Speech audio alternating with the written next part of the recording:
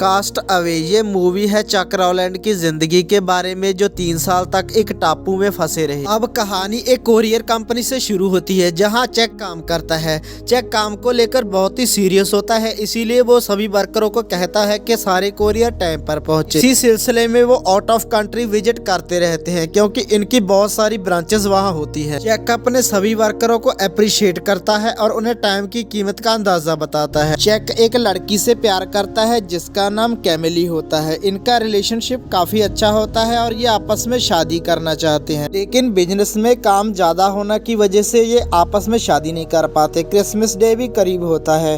Check को Malaysia में एक काम पड़ जाता है और उसे कंपनी के सिलसिले में वहाँ जाना पड़ता है। वो कैली से कहता है कि वो न्यू ईयर पर वापस आ जाएगा। कैली कहती है कि वो अकेली क्रिसमस कैसे मनाएगी, लेकिन चेक उससे मना लेता है। जाने से पहले कैली चेक को एक गिफ्ट के रूप में घड़ी देती है जिसमें उसकी तस्वीर लगी होती है। अब चेक मलेशिया के लिए निकल जाता है। रास्ते में बहुत बड़ा तूफान आ जाता है जिसकी वजह से जहाज क्रैश हो जाता है। प्लेन कंपनी का पर्सनल होता है। प्लेन में 4 लोग और भी होते हैं। ये प्लेन एक समंदर में गिर जाता है।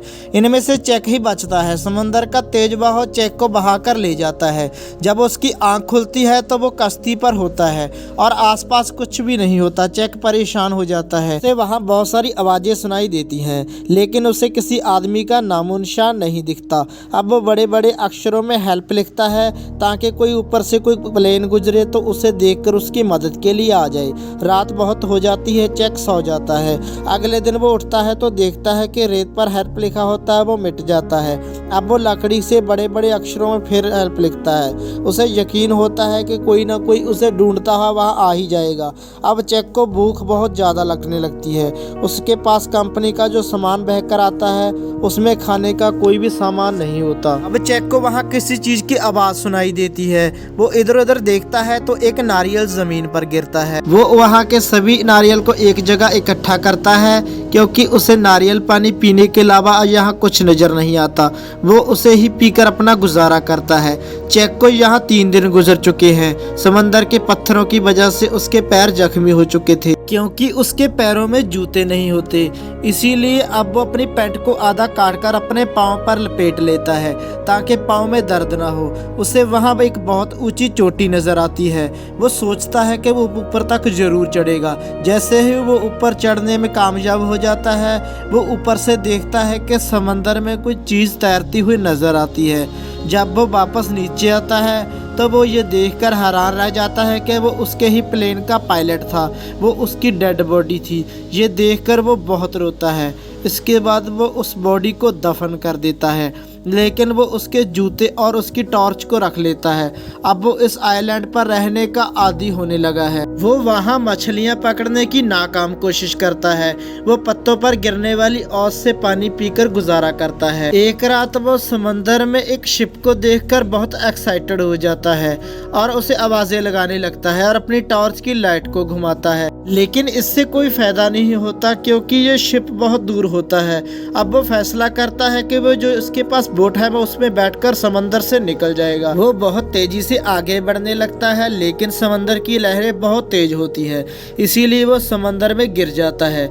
इसी के दौरान उसके पाँव में चोट लग जाती है और उसका बहुत ज्यादा खून निकलने लगता है। अब उसे वापस उसी जगह पर आना पड़ता है। उसके वहाँ पहुँचने पर वहाँ बहुत ज्यादा तेज बारिश शुरू हो जाती है और उस बारिश से बचने के लिए वो कोई जगह ढूंढता है और इसी दौरान उसे एक होल दिखाई देता है जिसमें वो अपनी टॉर्च ऑन कर लेता है। सारी रात चलने की वजह से उसकी बैटरी लो हो जाती है और उसे आग जलाना भी नहीं आता। और अब वो वापस आता है और उसे कंपनी के सामान में कुछ चीज़ें मिलती हैं जो तैरकर वहाँ उसके साथ आ गई थी। वो उनको खोलता है मगर इनमें कुछ भी काम का चीज़ें नहीं होती। एक उसको जूते मिलते हैं जो उसे स्केटिंग के लिए होते हैं। इसके नीचे ब्लेड लगा हुआ होता है। इससे नारियल को आराम से फाड़ा जा सकता है। अब वो किसी चीज़ को काट सकता है। अब वो लकड़ी को भी काट सकता है और अब उसे नुकीले बना लेता है और मछलियों को पकड़ लेता है। वो मछली को कच्चा तो नहीं खा सकता, इसीलिए वो आग जलाने की पूरी कोशिश करता है मगर वो कामयाब नहीं हो पाता। अब चेक को 2 लकड़ियों को घिसने वाला आइडिया याद आता है और वो आग जलाने में कामयाब हो जाता है। वो ये देखकर बहुत खुश होता है। उसकी कंपनी का जो सामान वह तैर कर आता है उसमें एक फुटबॉल भी होता है। वो उसे फुटबॉल को एक आँख, कान और नाक का शेप देकर उसे अपना दोस्त बना लेता है। वो उसके साथ बातें करता है और उसका नाम विल्सन रख देता है। जैक विल्सन को आग के सामने अपने साथ ही रखता है। वो सोचता है कि उसे भी ठंड न लगे। वहाँ पर जैक के सामने एक नया मसला आता है, उसके दांत का दर्द, जो कि बहुत पुराना है, लेकिन उसने कभी चेकअप नहीं करवाया और अब जैक ने इसे तोड़ना है और उसे तोड़ने में जैक कामयाब भी हो जाता है, लेकिन वो इसे तोड़ते ही बेहोश हो जाता है। वक्त गुजरने के साथ साथ उसे यहाँ 4 साल हो जाते हैं। इसी लैंड पर रहते हुए 4 सालों में उसे यहाँ की ज़िंदगी जीनी सीख ली है। उसका हलिया ज़रूर बिगड़ चुका है। उसके सिर के और मुंह के बाल बहुत बड़े हो चुके हैं। वो बेहद कमज़ोर दिखाई देता है, लेकिन उसे इतना तजर्बा हो गया है कि वह दूर से डंडा फेंककर मछली को पकड़ लेता है। समय के साथ जैक की विल्सन से दोस्ती काफ़ी गहरी हो गई थी। एक दिन जैक जब मछली खा रहा होता है तो उसे एक आवाज़ सुनाई देती है। वो देखता है समंदर के किनारे एक स्टील की प्लेट तैरकर आ गई होती है। तभी उसे एक आइडिया आता है। वो सोचता है कि उसे यहाँ निकलने से ये मदद करेगा और अब वो वहाँ से निकलने की तैयारी करता है।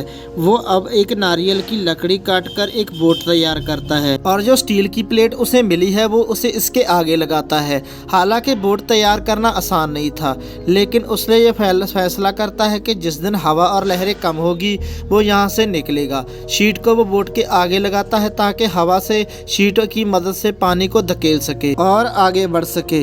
जैक विल्सन को अंदर रखता है और वहाँ से निकल जाता है। रास्ते में उसे बहुत बड़ी बड़ी लहरों का मुकाबला करना पड़ता है, लेकिन बहुत ज़्यादा समंदर बाकी है और वो ये भी नहीं जानता कि ज़मीन कब आएगी। जैक को अंदर एक उम्मीद होती है कि शायद वो घर पहुँच जाएगा, मगर वो आसान नहीं था। समंदर में उसे बहुत बुरे हालात देखने को मिलते हैं। खाने का गुजारा तो वो मछली खाकर और पीने का पानी वो बारिश का पानी जमा कर पी लेता है।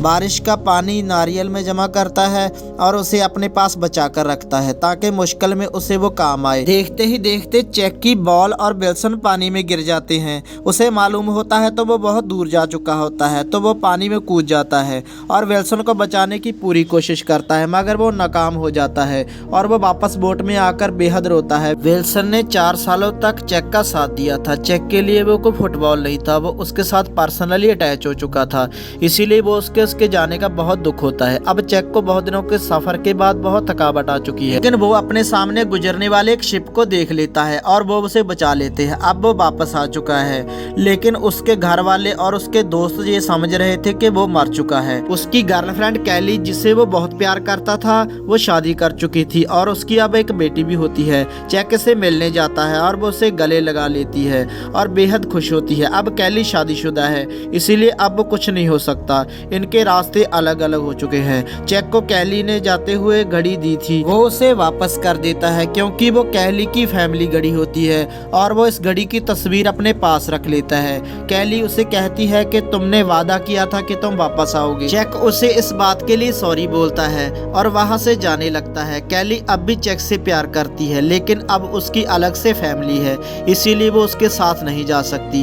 कैली के पास जैक की दी हुई एक गाड़ी होती है, वो जैक को वापस कर देती है। जैक उस गाड़ी को लेकर वापस चला जाता है, लेकिन कैली उसे देख रही होती है और उसे देखकर बहुत दुखी होती है। वो जैक को वापस बुलाती है और भागकर उसकी तरफ जाती है। जैक भी वापस आ जाता है और दोनों एक दूसरे के गले मिलते हैं। कैली उसे बताती है कि मैं जानती थी कि तुम जिंदा हो, मुझे यकीन था कि तुम वापस जरूर आओगे, मगर सबके फोर्स करने के बाद मुझे सब करना पड़ा, मुझे शादी करनी पड़ी। और वो एक दूसरे को बताते हैं कि हम अब भी एक दूसरे से मोहब्बत करते हैं। जैक कैली को गाड़ी में बिठा लेता है और उसके घर छोड़ आता है। वो कहता है कि मैं नहीं चाहता कि तुम्हारा घर खराब हो। अब हम देखते हैं कि जैक अपने एक दोस्त के साथ बैठा होता है। वो उसे बताता है कि मैंने बीच पर खुदकुशी करने की कोशिश की थी, लेकिन मुझे कैली का ख्याल आ गया, मुझे उसके पास जाना है, लेकिन आज वापस आया हूँ तो कैली को मैं खो चुका हूँ।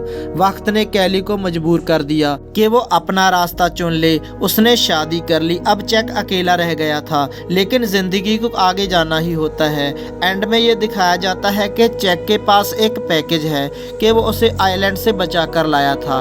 प्लेन डूबने के बाद ये पैकेज उसके किनारे आ जाता है। वो सोचता है कि ये पैकेज वो अपने घर जाकर खोलेगा, मगर वो वैसा नहीं करता। वो पैकेज को वापस करने आता है, मगर वहाँ पर कोई नहीं होता। इसीलिए घर के दरवाजे पर वो एक नोट लिख देता है जिसमें वो लिखता है this package save my life, और वह वहाँ से चला जाता है। अब हम देखते हैं कि चैक एक कच्चे रास्ते पर रास्ता ढूंढ रहा होता है। वो मैप में देख रहा होता है कि वो किस तरफ जाए। तभी वहाँ एक लड़की आती है जो उसे रास्ता बताती है। और अब चैक यहाँ नोटिस करता है कि उसकी गाड़ी पर वही विंग का निशान होता है जो उस पैकेज पर था। इसीलिए चैक को यकीन हो जाता है कि ये पैकेज उसी लड़की का था जिनके दरवाजे पर वो नोट लिख कर आया है। उन दोनों की आंखों में एक उम्मीद होती है क्योंकि उन्होंने अपने पार्टनर को खोया होता है और हो सकता है कि फ्यूचर में एक दूसरे के साथ वो मिल जाए। और यहाँ इस मूवी का एंड हो जाता है।